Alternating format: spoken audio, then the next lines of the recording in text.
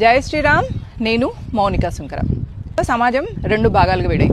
ఒకటేమో ముస్లింలు, క్రిస్టియన్లు, కమ్యూనిస్టులు, ఇంకోవైపు హిందువులు, హిందుత్వవాదులు. ముస్లింలకు భారతదేశాన్ని ఆఫ్ఘనిస్తాన్, పాకిస్తాన్ లెక్క ముస్లిం దేశం చేయాలని ఉన్నది. క్రిస్టియన్లకు క్రిస్టియన్ అమెరికా దేశంలాగా, క్రిస్టియన్ యూరోప్ దేశంలాగా భారతదేశాన్ని క్రిస్టియన్ దేశం చేయాలని ఉన్నది. కమ్యూనిస్టులకు భారతదేశాన్ని రష్యా కమ్యూనిజం దేశంలాగా, చైనా కమ్యూనిస్ట్ దేశంలాగా భారతదేశాన్ని కమ్యూనిస్ట్ దేశం చేయాలని ఉన్నది. వాళ్ళకు ఒక సిద్ధాంతం ఉన్నది.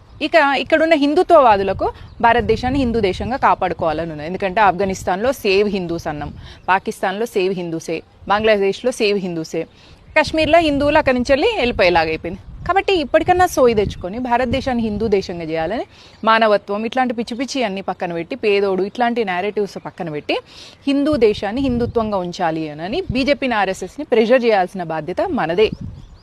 కాబట్టి ఇటు దేశాన్ని ఇస్లాం దేశమో, క్రిస్టియన్ దేశమో, కమ్యూనిస్ట్ దేశమో చేయడానికన్నా పనిచేయండి, లేదా దేశాన్ని హిందూ దేశంగా ఉంచడం కోసమన్నా పనిచేయండి. ఎందుకంటే ప్రపంచంలో ఉన్న దేశాలలో క్రిస్టియన్ దేశాలు 50కి పైన ఉన్నాయి, ముస్లింల దేశాలు కూడా 100కు పైన ఉన్నాయి, కమ్యూనిస్ట్ దేశాలు కూడా చాలా ఉన్నాయి.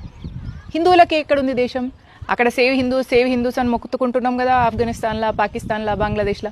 ఈవెన్ భారతదేశంలో ఉన్న ఈ ఒక్క హిందువుల మెజారిటీ ఉన్న ఈ దేశంలో కూడా ముస్లింలు ఇక్కడనే 15 నిమిషాల సమయం ఏమని అడగబట్టే.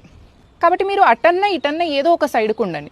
ఐదర్ దేశాన్ని హిందూ దేశంగా చేయడం కోసం ఒక ప్రౌడ్ హిందూగా ఉండండి, లేదా ఈ 3 సిద్ధాంతాల వైపు ఉండండి. అంటే ఇప్పుడు విష్ణుమూర్తి ద్వేషుడిగా నువ్వు 3 జన్మలెత్తు, లేదా విష్ణుమూర్తి భక్తుడిగా 7 జన్మలెత్తు అని ద్వారపాలకులు జయవిజయులకు చెప్పినట్టు మీరు హిరణ్యాక్షుడు, హిరణ్యకశ్యపుడు లాగానే ఉండండి, లేదా ప్రహ్లాదులా ఉండండి. అటు ఇటు కాకుండా ఉండొద్దు. కంప్యూటర్ లాంగ్వేజ్లో 0, 1లో ఏదన్నా ఒక సైడ్ ఉండదు. 0.5 లెక్క ఉండకండి ప్లీజ్. 0.5 లెక్క ఆడోళ్ళే ఉండొద్దు, అంటే మొగోళ్ళు అస్సలే ఉండొద్దు. 0.5 అంటే అదే 0.5. ఏ సిద్ధాంతం లేకుండా ఉండడమే 0.5.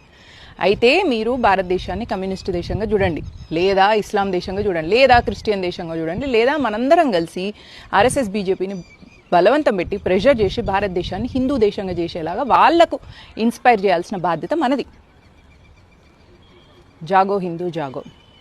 Be a Hindu, be proud to be a Hindu. ఒక సిద్ధాంతం కోసం జీవించండి. ఏ సిద్ధాంతం లేని మనిషి ఒక ఆత్మ లేని శవం లాగా అనమాట. జై హింద్, జై భారత్.